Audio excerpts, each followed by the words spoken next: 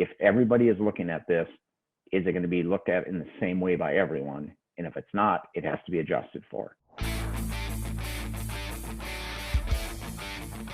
Hey guys, Sean Blomquist, Pine Financial Group, where we work together so you succeed. If you're watching us on YouTube, make sure to hit notification, subscribe. Today we're going to be talking about 4 tips to help you determine your ARV, or after repaired value. After repaired value can be a very valuable piece in flipping or rental property when you're investing in real estate. One of the biggest reasons for this is because that's what's determining your loan value if you're going to someone like us who lends based on an after repaired value, or if you're doing a refinance to keep it as a rental property, they're going to be going based on the end value, which ends up being the after repaired value. The first tip in helping you figure out the after repaired value of your property is the time of sale, okay? So what I mean by that is when you're looking at comps, you want to look at something that's as recently sold as possible in comparison to your property, because that can really affect the values in a neighborhood or a city in general. If you're looking for comps and the closest or most recent sale you're finding is a year old or older, that is pretty much useless as an appraisal, because as you know, the market can fluctuate very much, very quickly. And if you've got to go to a year or older for a sale, it's probably not something very good, and it's going to need quite an adjustment to make it more of a realistic value. So you want to look for something that's been sold in 6 months or less in comparison to your property. And to be honest, 3 months or less would be ideal.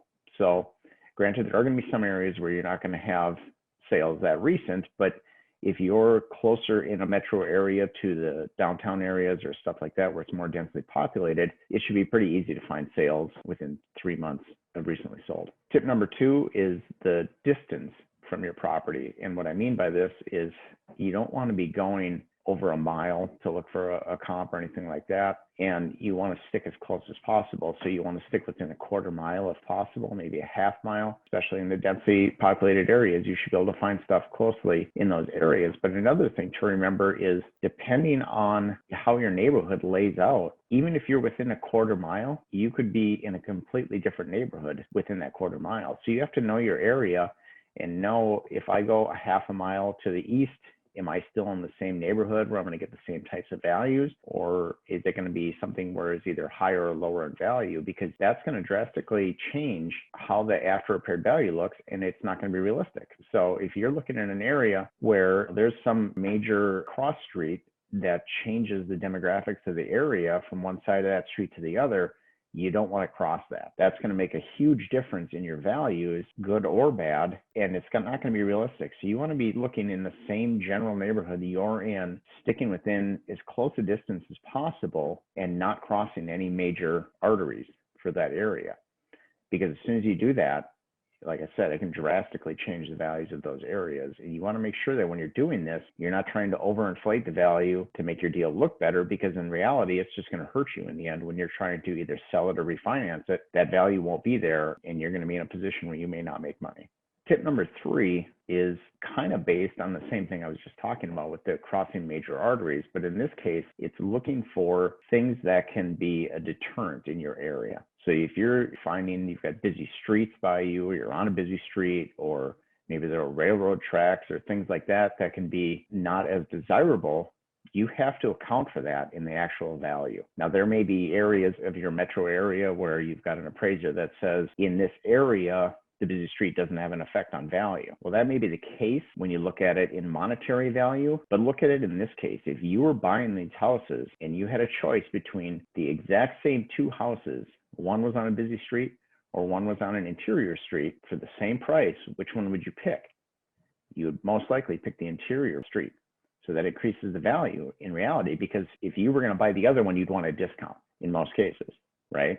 Now, there may be some people that would like to be on the busier street. Maybe it's walking distance to restaurants or things like that, but that's going to be a smaller buying pool, okay? You want to be able to look for values that are going to appeal to everybody and not be a specified buyer where it's got to be someone who would only like that in order to get that value, because then that value isn't realistic. You've got to look at, if everybody is looking at this, is it going to be looked at in the same way by everyone? And if it's not, it has to be adjusted for. Now, if there's a railroad tracks or maybe a cemetery across the street or behind the house, behind an alley or something like that, it's got to be accounted for.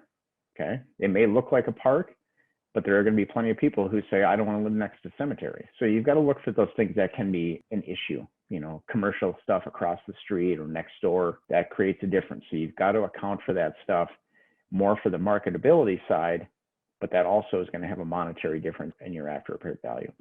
And the last tip that I'm going to give you is something that you're not going to have as many people saying you should account for, and even some appraisers typically won't account for it, is the seller concessions. So when you're looking at what the house sold for, it might be a little tough for you to find out if there was any seller concessions or seller paid closing costs when the house sold. But if you've got a realtor who is pulling comps for you and doing a CMA for you or a comparative market analysis, they will be able to tell you if there were seller concessions or seller paid closing costs. You have to take that into account, because if the house sold for $300,000, but there were seller concessions of 3%, well, that's $9,000 that they didn't get, that they had to put towards the buyer so that they could get the house sold for that $300,000. So their after repaired value of that house is actually $291,000, not $300,000. So you have to take that into account if you can find that value. And like I said, it might be tough for you to find that if you don't have MLS access. Maybe you're just using Redfin or Realtor.com or something like that. You might be able to find it, but it's going to be a little bit challenged. But if you've got a realtor doing a CMA for you, make sure they've got that accounted for in there, because that is a change in the value. So those are just 4 quick tips on helping you determine your after repaired value. We actually teach a class on this that takes just about a full 2 hours to do, to really dig into it and give you an idea of how appraisers look at properties and how we as lenders look at properties values. So keep an eye out on our website, see if we've got that class coming up in the near future. Otherwise, come back every Friday for fresh new content. We'll talk to you soon. Thanks.